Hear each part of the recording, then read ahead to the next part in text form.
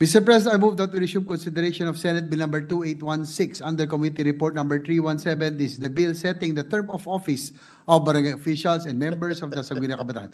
So move, Mr. President. Yes, Is there any thank you, objection? Majority. There being none, the resumption of consideration of Senate Bill number 2816 under Committee Report 317 is Wala now in na order. Wala na yung type lang.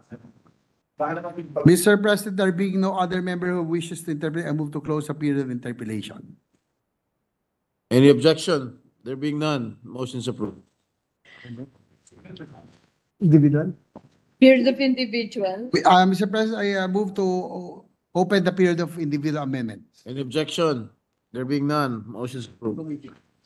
Thank you very much, Mr. President and Majority Leader. On page 1, line 1, after the word barangay, insert the word and. I so move, Mr. President. Any objection? There being none, amendments approved. On the same page, line 2, delete the phrase officials and members of the. I so move, Mr. President. Okay. Any objection? There being none, amendments approved. On the same page and line, after the word kabataan, insert the word officials. I so move, Mr. President. Any objection? There being none, amendments approved. On the same page and line, delete and replace the word and figure 6 and replace with 4. I so move, Mr. President. You're on page 1, Yes. line, It's the same page, line 2. line 2. All right. Any objection? There being none, amendments approved. On the same page, line 3 this time, delete the word barangay. I so move, Mr. President. Any objection?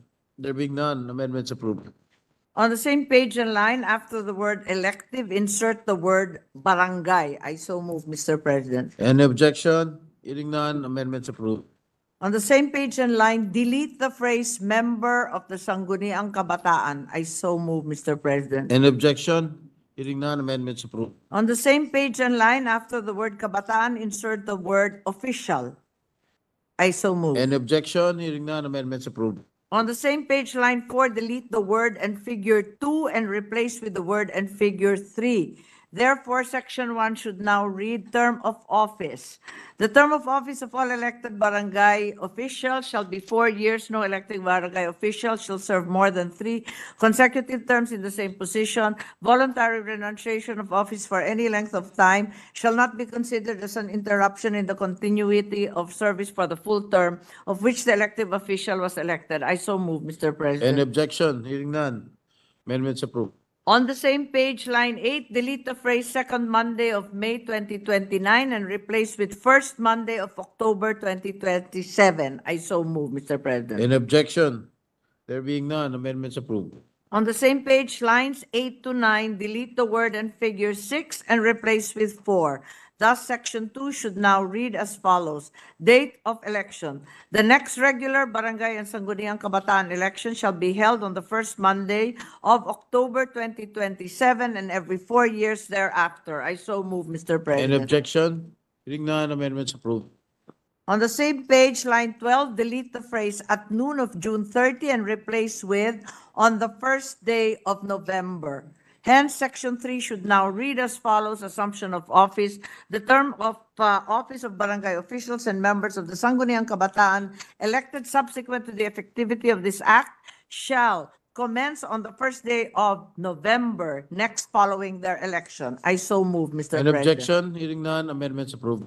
On page 2, line 4, insert a new section 5, which shall read as follows, transitory provision. Incumbent elective barangay officials serving their third consecutive term in the same position shall not be eligible to run for the same position in the October 2027 Barangay and Sangguniang Kabataan elections. I so move, Mr. President. Any objection? Hearing none, amendments approved. Finally, to renumber the succeeding sections accordingly. I so move, Mr. President. Any objection? There being none, amendments approved. Those are all the amendments that I have. Thank you very much. Thank you, Senator Coco Pimentel.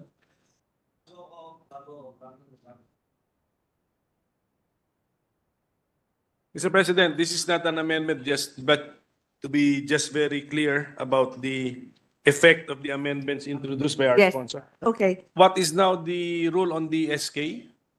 The rule on the SK is they will also have a term of 4 years. And then beyond that, they will be governed by the SK Charter and its provisions on age. So, is there a term limit for SK officials?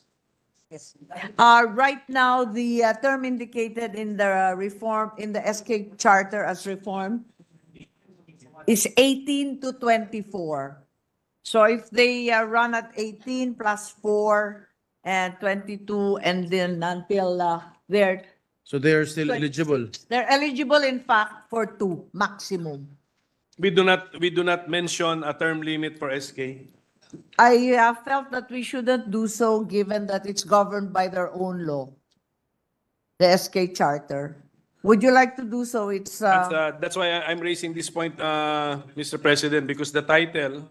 yes, it's also the SK. Yes. So at any rate, Mr. President, let's just be aware. Yes, Let's just be aware of that, no?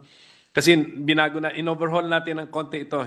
Nag-overhaul tayo ng concepts dito. So look at the title, and as well as don't forget the SK officials, because we have been concentrating on the That's correct, that's barangay correct. officials, Mr. President. So that's all, Mr. President. I'm just raising a point, Mr. President. Thank you, Senator Pimentel. Majority Leader? With no other individual amendment, I move to close the period of amendments. Any objection? There being Second none, reading. motion's approved.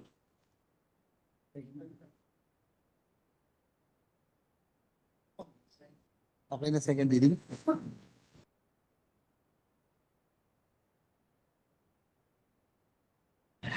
I mean suspension, Mr. President. Session suspended. I move to approve on second reading Senate Bill number 2816, subject to style. So move, Mr. President. 2816. 2816. Is there an objection? There being none, Senate Bill number 2816 is hereby approved on second reading, subject to style.